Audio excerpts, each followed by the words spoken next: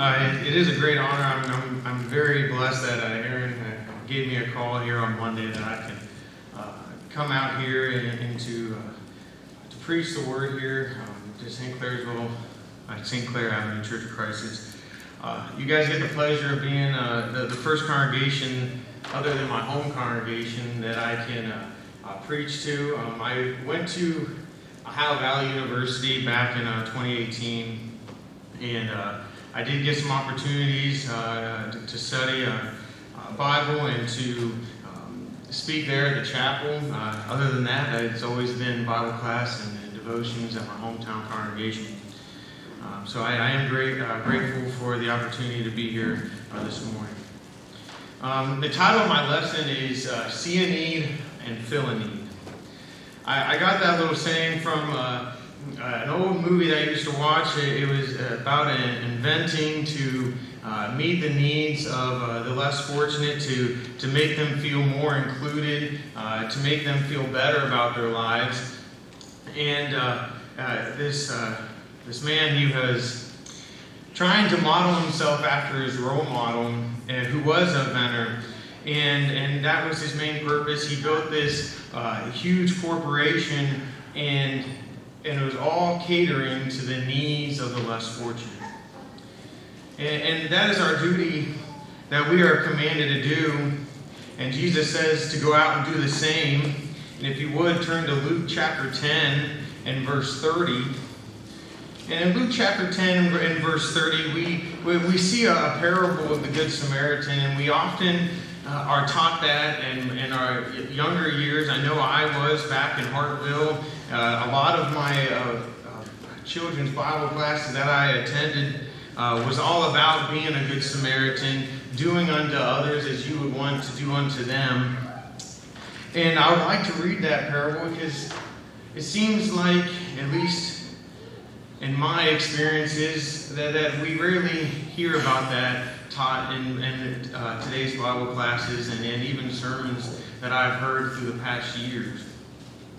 Starting in verse 30, it says that Jesus replied and said, "A man was going down from Jerusalem to Jericho, and he fell amongst robbers, and they stripped him and beat him and went away, leaving him half dead. And a chance a priest was going down on that road, and when he saw him, he passed by the other side. Likewise, a Levite also, when he came to the place and saw him, passed by the other side. But a Samaritan who was on a journey came on him and saw him and felt compassion. He came to him and bandaged up his wounds, pouring oil and wine on them, and he put him on his beast and brought him to an inn and took care of him. And on the next day he took out 2 denarii and gave them to the innkeeper and said, 'Take care of him, and whatever more you spend, when I return, I will repay you.' Which of these 3 do you think proved to be a neighbor to the man who fell into the robber's hands? And he said, 'The one who showed mercy towards them.' And Jesus said, 'Go and do the same.'" You know, we often quote around today that how Jesus says to love your neighbor as yourself. And I love how in verse 36 he says, which one of these proved to be the neighbor? You know, I couldn't imagine seeing a man laying on the side and just walking by. Our duty is to be kind-hearted. Our duty is to fill needs when we see them. And sometimes we overlook just even the smallest things that we see. Even something that we can do at home, which is pray for one another. Sometimes the need is just a prayer. There was a great man in my life. I'm going to take you down a little memory. His name was Frank Red. You know, Frank's wife passed away when he was 50, and I was probably in single digits back then. And me and Dad mostly, went through and made it his goal that he was going to be such a great friend, and they became best of friends, to even to the point that he allowed me to spend time and spend nights at his house just to make sure the man wasn't alone. And throughout his years, with us at Marlboro and in Hartville. We often spent time to get him out of his house because he was at his lowest of his place. And he needed that company. We spent time, we helped him service in his house. We did a lot of electrical work at his house. We helped build porches for him. We even just spent time together at each other's homes and went out and had dinner and lunch with him, just tending to his needs because he needed it the most. His children lived farther away. They rarely came to visit. And one specific memory was this Mother's Day when Dad came to me and said, all I need you to do is just take him home. He just needed a ride back home, and he was not doing so well. And I enjoyed that last memory because he passed away a month later. And that was the last time I got to even talk to them. God works in many ways, and in a way I look at that was my time that I got to say goodbye to an old friend. We never know what the need may be. We never know what that person's state is when we're tending to their needs of them.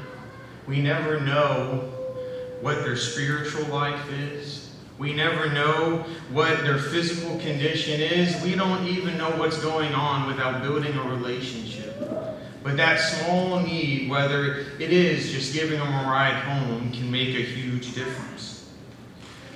And I'm sure that Good Samaritan filled a great need to that man, and I'm sure that man never forgot what that Samaritan did for him. In 1 Peter chapter 3 and verse 8, I would like you to turn there. And then we're also going to go to 2 Peter 1 and verse 7. 1 Peter chapter 3 and verse 8.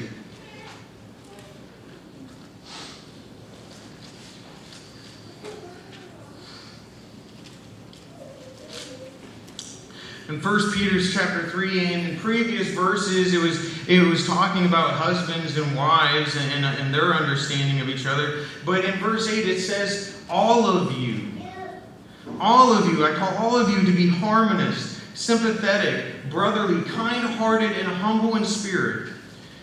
Not return evil for evil or insult for insult, but giving a blessing instead, for you were called for this very purpose. To be kind-hearted, in other words, it is just to simply be kind and sympathetic. To be sympathetic is just showing sorrow and pity, because you never know what someone's going through. A lot of times we are sympathetic when people are grieving a loss, but that loss could be many things, can't it? That loss could be just a loss of a job, and now they're in need of a kind-hearted person to help them through this hard time, because maybe they're really struggling financially. They need food, they need clothes, they need help. Being brotherly is to show affection, to be close to one another. And in order to fill needs of people, we need to have that closeness. We need to build those relationships, and relationships do take time.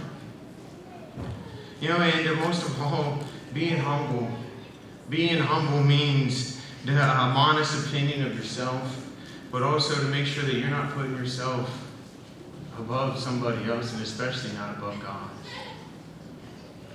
We are called to be kind-hearted. We often use the word benevolent, because in benevolent, it is simply being kind and showing that kindness.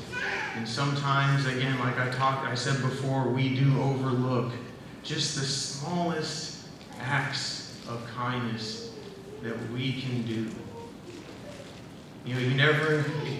I never really knew how much it really does meant for the acts of kindness until I had children. I remember how many meals were brought from the congregation when my wife had her C-section. And I'm sure my wife didn't want my cooking. I can say I'm not the best at it. But that meal, that simple act of kindness goes a long ways, because you know that somebody's there always to help you when sometimes you may not be able to help yourself. We need to be observant of those needs. And why does we often sometimes make some excuse to not fill those needs?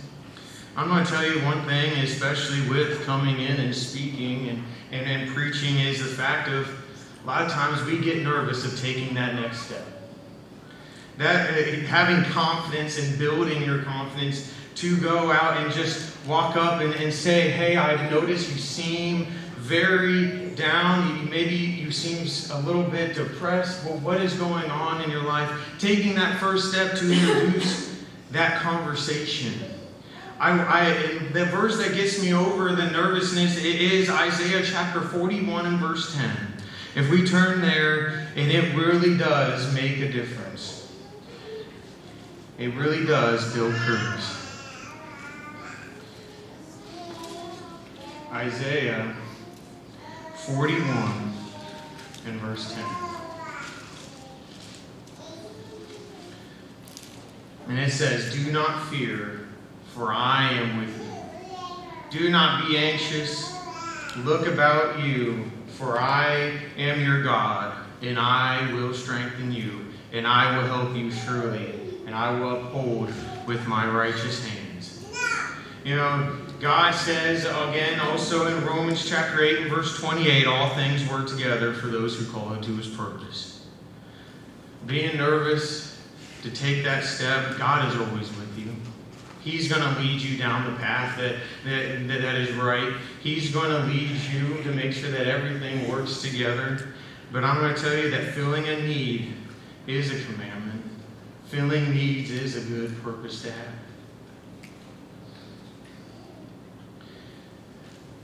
So I want to move to Acts because I never really knew until I really started studying on filling needs how much needs were filled in the book of Acts, especially the earliest chapters. And we're going to start in verse 2, in chapter 2. Acts chapter 2, we often go to Acts chapter 2 for the plain idea of what does Peter tell you to do to when you need to be saved. He says, repent all and be baptized for the forgiveness of sins.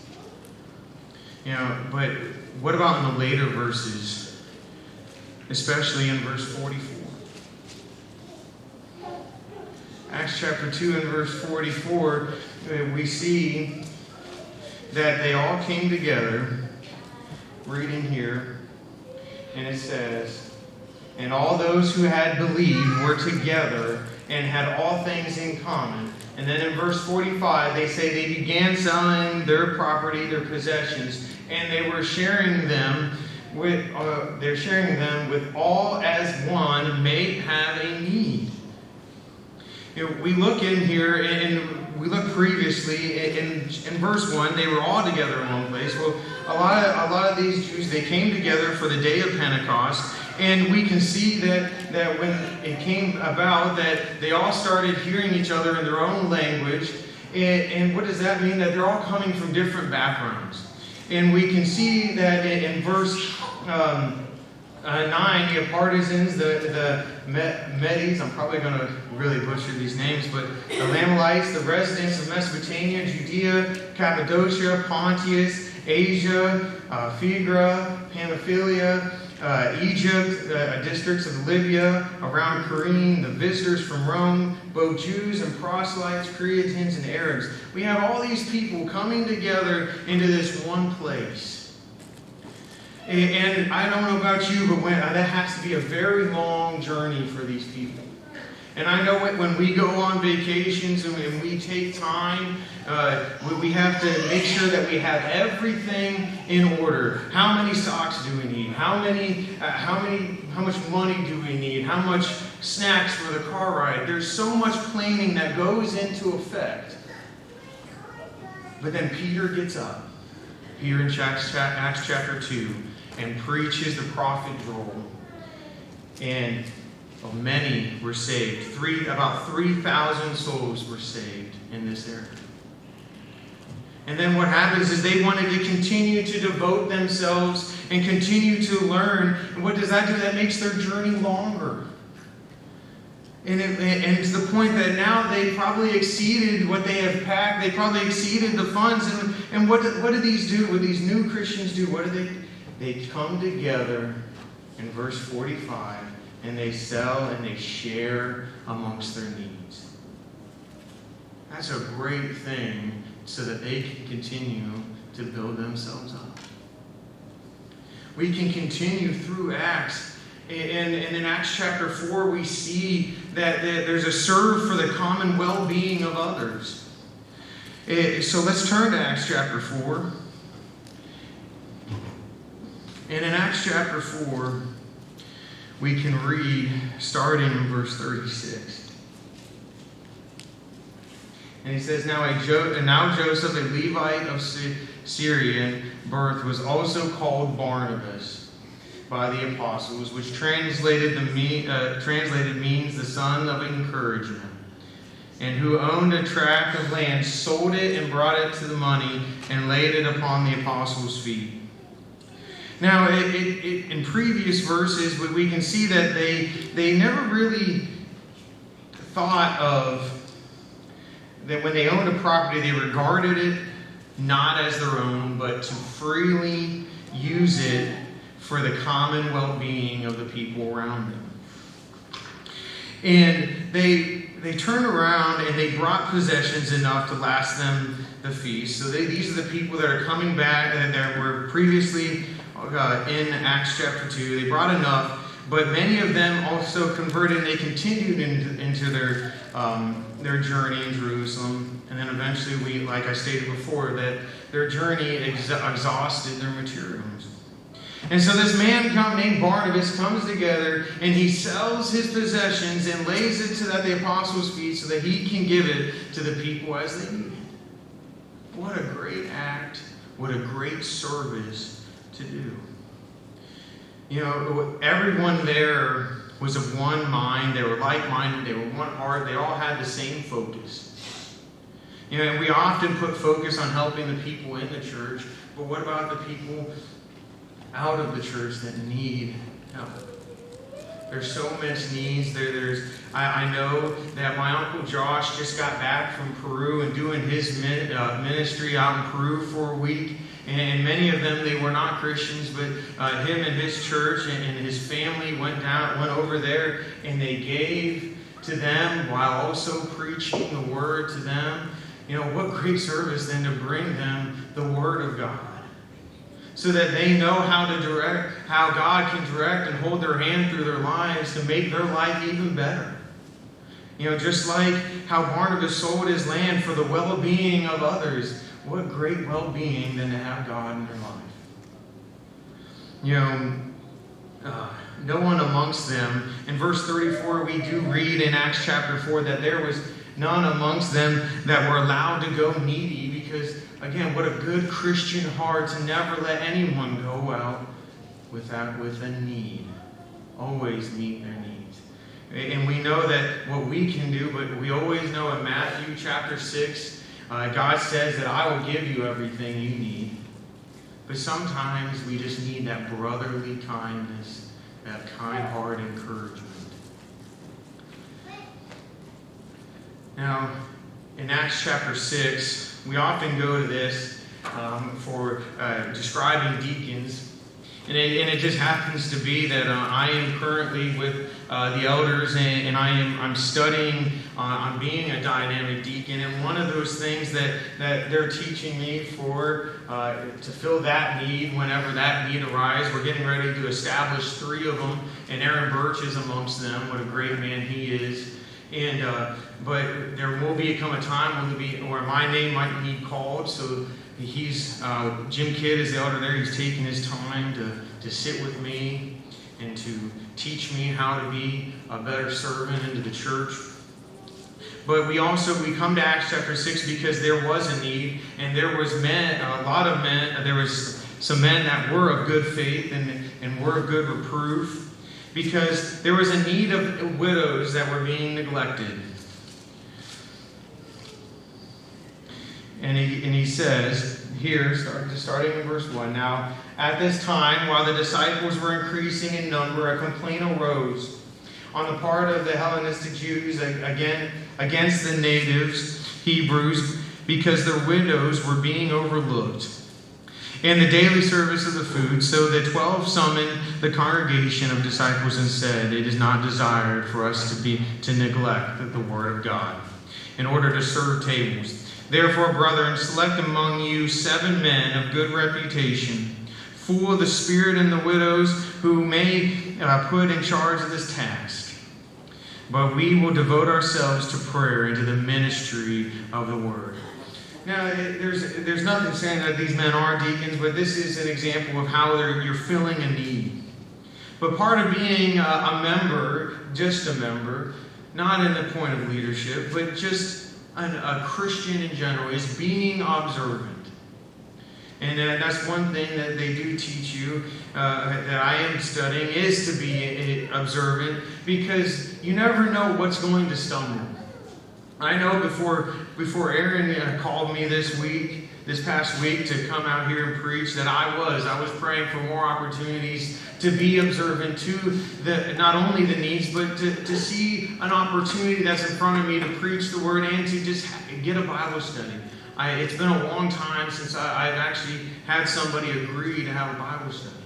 But I want to be able to be observant, just like here, that they saw that there were widows that were in need. And there was a need to organize. And so these men stepped forward to tend to these needs. And in verse 7, it does say that the word was continuing to spread.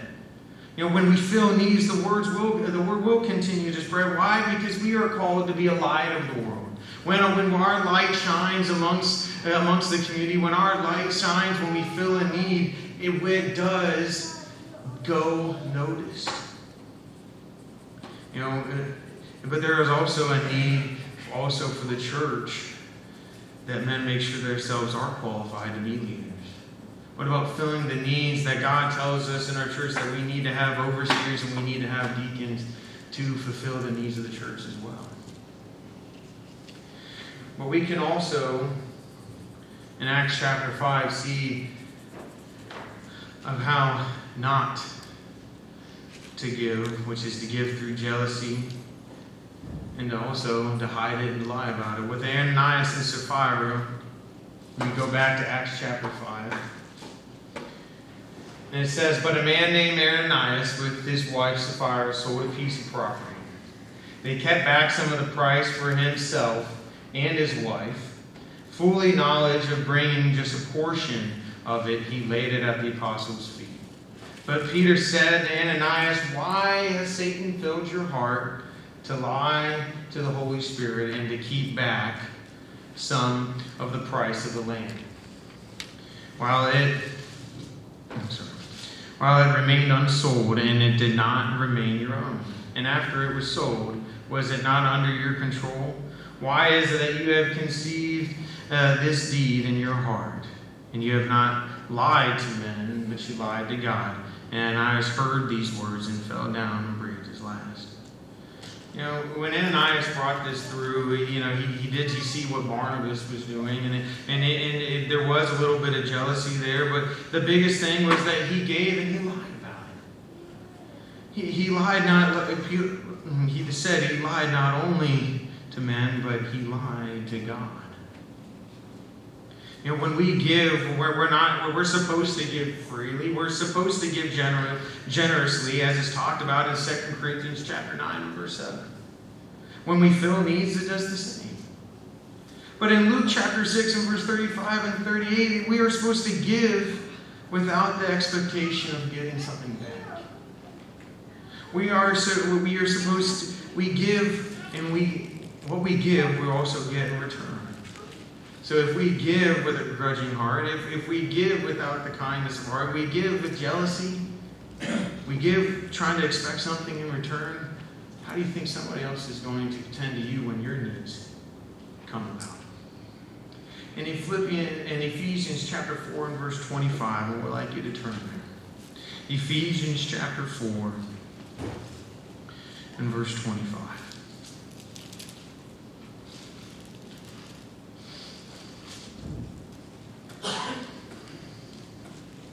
Therefore, laying aside falsehood, speak truth to each one of you with his neighbor, for we are members of one another. Be truthful is the biggest thing. Be truthful when you're giving. Be truthful when you're filling the needs of others. Being truthful means that I'm giving 100% to you. Being truthful means that I'm giving you everything I can. I'm going to fill every need. But with Ananias, it wasn't so. Satan filled his heart and through envy and deceit. And one worst thing about it is his wife was dragged into it. When you're not truthful, when your influence and your attitude is being shown, it does spread to other people. When we're trying to fill needs and maybe we're just like those priests and the Levite that stepped aside, people see that. That influence can also drag other people. We don't want to live a life of saying that we can fill needs and we will fill needs and never do it. Let's be truthful in how we act in the benevolent work that we are commanded to do. There's also a need of giving to ministries. I know in Marlboro that we have, when the storms hit, I do believe it was down in Texas a couple years back, that we did pass through a contribution on Sunday to give to the churches down there. And then we also go and we support a man by the name of Raju, and he's over there in India. And what he does is he does a bunch of ministry work. And there was one specific need that I know that we passed the plate around for, was to give money to get bicycles to help everybody get around in India. And that helped severely, and he came back with good reports saying that the money that he gave for those bicycles had helped them add to the church quite a few number. In Acts chapter 11 and verse 28 and verse 30, let's go back there.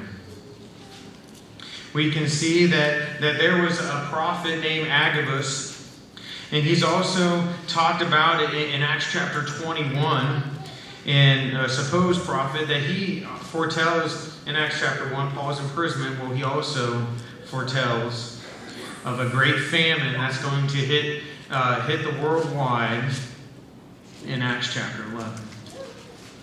Starting in verse 20.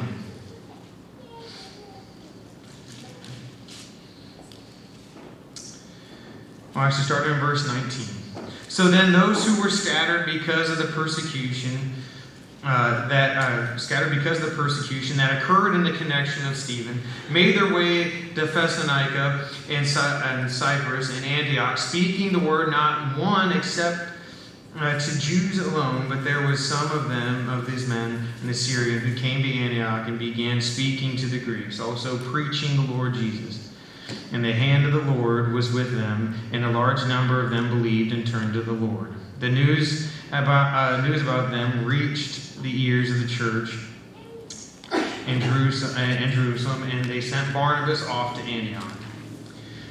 Then when he arrived and witnessed the grace of God, he rejoiced, and beginning to encourage all of them with resolute heart to remain true to the Lord. And jumping down to verse 28, we can see one of them, named Agabus, stood and began to indicate by the Spirit that there would be certainly a great famine all over the world. And this took place in the reign of Claudius, and in the portion of that day, the disciples had means, each of them, determined to send contribution for the relief to the brethren living in Judea. And they did, and they sent it in charge of Barnabas and Saul. Now, many of these Christians were fairly new, because this is the beginning of the ministry, and they decided to come together to send relief to Judea, entrusting it into Saul and Barnabas. In Philippians chapter 4 and verse 15 and 16, we can see that Christians also went out of the way to meet the needs of Paul in his ministries that he was continuing to do. What great need to fill when we can send relief, we can help anyways. It doesn't even have to be money, but it's sending help to support the brotherhood around the world. We can see that we are called to do so as well. Because we are told to preach the word to all nations, and what better way to do that than to support the brethren that are out there doing mission work around the world. We can do this through personal funds, a personal contribution, anonymous contributions, but we also do give upon the first day of the week, and that's another need that we do. We're commanded on the first day of the week to give amongst our means. That's in 1 Corinthians chapter 16. And that collection is not only to help fill the needs of the church, your home church, but it also, they use it for your study material. They use it to help support others. I know that in Main Street Church of Christ, where my Uncle Josh attends down in Pikeville, Kentucky, when we were searching for a preacher, Main Street Church of Christ helped us and gave us money whenever we needed it to help support preachers that were coming in and out of the congregation. What a great ministry it is to fill the needs of the church. Now, there are some things that we also need to be associated after seeing how we can fill needs and many different examples of filling needs. And this is where a lot of the meat comes from here. The things that we are associated with. Number one, we need, when we're sharing and we're filling needs, we need to be motivated by love. We need to be practicing sharing the gifts that God has blessed us with. We need to be associated with giving time and giving effort and giving our service. Now, motivated by love is what I want to start with, is in 2 Corinthians chapter 8 and verse 7. Let's turn there. 2 Corinthians chapter 8 and verse 7.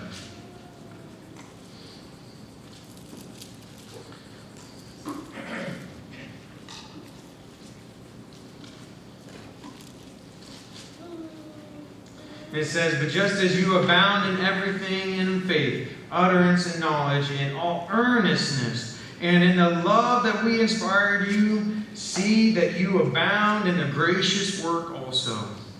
I love that word earnest, because earnest means I want you to be sincere. I want you to have an intense love for one another. I want you to be committed. Because when you love something, you're going to do everything you can to make sure that either you fill the needs of others because you love them, or if you love something, that makes sure you're going to do everything you can, give absolute 100% effort to obtain whatever it is that you love, or do whatever you want to do when you love it. And there was a simple thing when I was doing research that said, instead of simply focusing on avoiding the wrong actions, the love is what encourages you to do positive actions and genuine concern for the well-being of others. When you love somebody and you see them hurting, you see them struggling in their life, you're going to do everything you can to make sure that their needs are met. One thing that comes to mind was my grandma. I was in a need of money. I got laid off from work. This is around COVID time too, where a lot of things were struggling. I was building up debt, and my grandma was there to help me with relief. She gave me money and expecting nothing in return to help me, because she loves me. But we love everyone sitting here today, I'm sure. And you're going to do everything to make sure that you're encouraging positive actions and you're meeting the needs of them as it comes to needs to be filled. And the best example that I could ever give you about being motivated by love is John 3:16. "For God so loved the world that He gave His only begotten Son." You talk about love and loving everyone here. God loved us so much that He sent His Son to die for us so that we can have hopes of salvation with Him. It was because of His law that He saw the need for us to be saved. It was because of His love that He fulfilled that need as it was prophesied in the Old Testament. And another thing is good works. 2 Timothy chapter 3 and verse 17, it says that we are fully equipped to do the good works. Matthew 5 and 16, like I said before, "Let our light shine by the good works," which is motivated by love.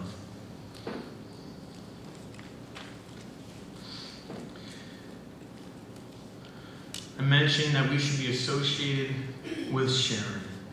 If you would turn to 1 John chapter 3 and verse 7. Verse 17. 1 John chapter 3 and verse 17. And it says, "But whoever has the whole world's goods and sees his brother in need and closes his heart against him, how does the love of God abide in him? Little children, let us not love with words or with our tongue, but in deeds and in truth." You know, we are called often stewards. A steward is somebody that oversees and takes care of, and that is exactly what we do, because every good gift comes from God. So it's not ours.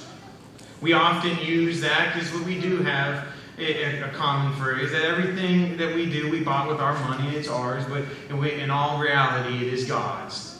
And we're supposed to be good stewards of that, and sending those needs, sending those possessions to others when they're in need. I know yesterday when I'm trying to go through my lesson, my little boy just kept coming in there crying and crying. I felt like I wasn't getting anything done. But what he was crying over was the fact that his sister was taking his dinos. And it just happened to be that I was right there in John chapter 3 and verse 17. And I was thinking about that everything is God's. And you know what I told the boy? I said, no, those aren't your dinos. They're technically my dinos, because I bought them. And if you want to play with those dinos, you're going to have to share.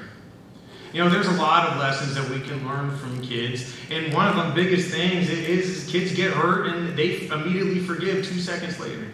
What a great need of that too, to share our forgiveness. But the truth is we are called to take care of the needs of others with possessions that God has taught us to be taken care of, because He's the one that blesses you. You know, in 1 Peter chapter 4 and verse 8, it talks about fervent love. There it is again. There's that word. It's love. Love for works. Love for our brethren. It all prompts us to be busy on their behalf, because the love covers a multitude of sins. Well, I ask myself, how is that so? Well, when you love somebody and you're so busy on their behalf, because a lot of times you're helping them, and you're helping them restore and continue in their faith. When you're tending to their needs, you never know what their spiritual life holds. And when you fill the needs because you shared your possessions, when you fulfill their needs because you love them so much, they can always see that your light continues their walk of faith. In Romans chapter 12 and 10 through 13, this is probably my favorite verse in this lesson. Romans chapter 12, 10 through 13.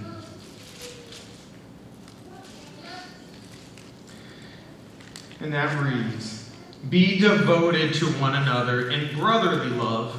Give perseverance to one another in honor, not lagging behind in diligent, fervent in the Spirit, serving the Lord, rejoicing in the hope, preserving the tribulations, devoted in prayer, contributing to the needs of the saints, and practicing hospitality." You know that hospitality is another way to describe it is friendly and generous. So when we're talking about being generous, we're talking about giving and sharing. What better way when in Hebrews chapter 13 it tells us to entertain strangers. So there's people outside of the church that you never know. Now I'm not saying you come and you let them stay days at your house, but opening up on the time to say, come in, let's be generous, let's talk, let's build a relationship, see what you want. Being hospitable. You know, in Romans 12, 10 through 13, it says to be devoted. It says to be devoted in prayer. It says practice hospitality. It says striving to meet the needs of others. Striving is putting a lot of effort and a lot of work, going out of your way to help others. And hospitable. You know, if you ask my wife, I cannot get out of my day without having one cup of coffee at least.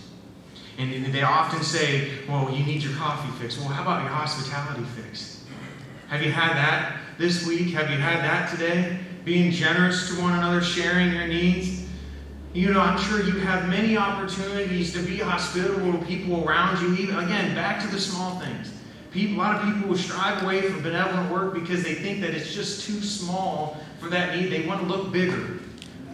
But I'm telling you, those small things have such a big impact. Just like your money. You stop every day for a Monster Energy drink, and next thing you know, you look at your week and you've spent probably $100 on Monster Energy drinks throughout your day. All those small things build up to be something so great and so wonderful in the work of benevolence. You know, let's get our hospitality fixed. Let's share with one another and help everybody in need. You know, go back to the next thing is effort. You know, we put effort in so much stuff in our lives. Our job, our work, our school, our sports when we were going through them. In our marriage, hopefully every one of you here is putting so much work into your marriage because I know I have to. You know, it takes effort and work. Children, putting effort towards your children to make sure they're walking the right way, because like Joshua says, you know, he's pleased to know that his house serves the Lord. Putting effort into the needs of your children. Being a Christian, it's going to take effort. Being benevolent is going to take effort. Matthew chapter 7 and verse 13 says that path is going to be so narrow and it's going to be hard, but the reward that we see is going to be in heaven. And a work that God calls us to do is benevolence and filling the needs of others. Let's turn to Philippians chapter 1 and verse 27. Philippians chapter 1 and verse 27.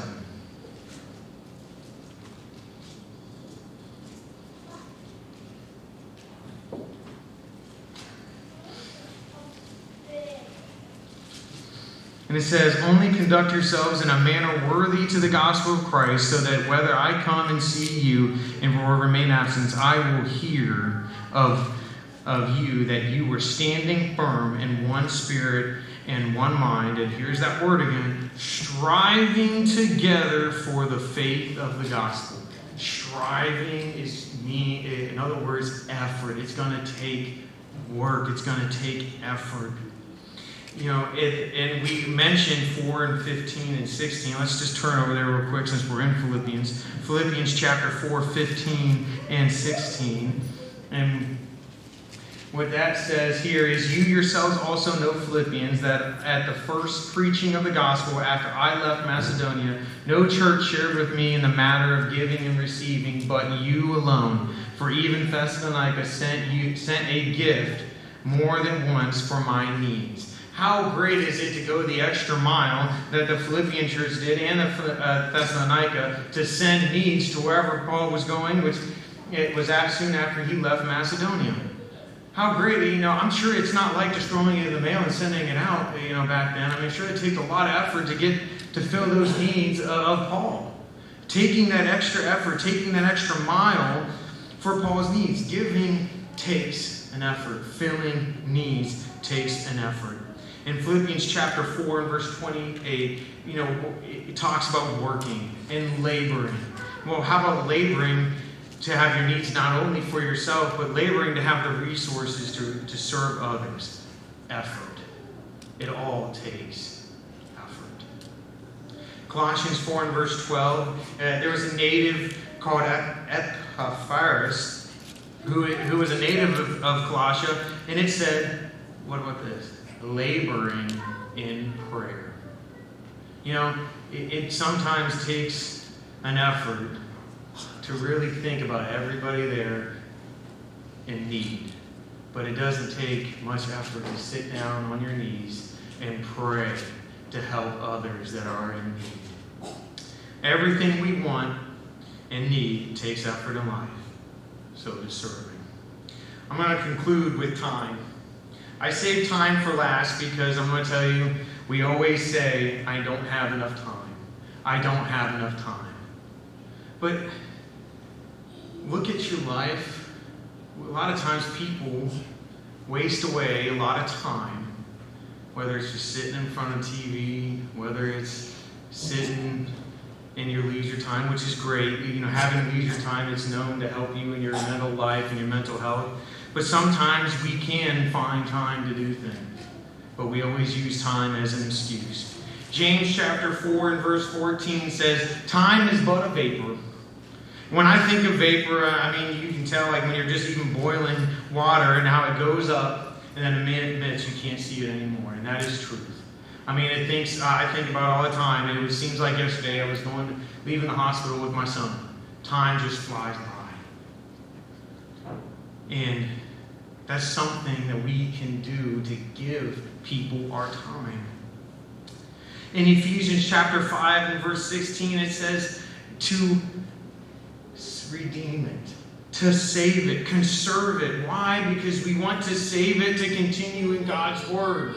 We want to save our time to continue in the commandments. We want to save our times for the well-being of others and help people when they need it. There's so many times that people get hurt, they injured, they lost a loved one, they're laid up in the hospital, or they turn around and they've lost their jobs, they had a fire in their house. We've had that happen where we had to give to people who lost everything in a fire. We give them our time, we give them our effort. Every good work takes time, and Satan knows that.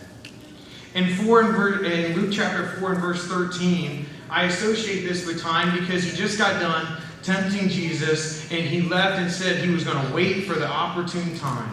Time is a weapon that Satan uses because he wants to take it away because he doesn't want you to do what God commands you to do. And he's going to wait for that opportune time to make sure he wastes that time. And in James chapter 1 and verse 14, what does it say? That we are enticed by our desires, and Satan uses that time. He uses those desires to take up our time. And that is time that we could well spend filling the needs of others. Relationships take time. Galatians chapter 6 and verse 1 says that we are supposed to bear one another's burdens. We all know that scripture, but how can we bear somebody's burdens if we don't know them? If we don't have a relationship with them? Relationships take time. They take effort. Time to talk, time to fellowship, time to open up, time to be humble, time to love. Everything in our life takes time. But we need to make sure that we know the needs of everybody around us that we associate with. Service and good work all take time.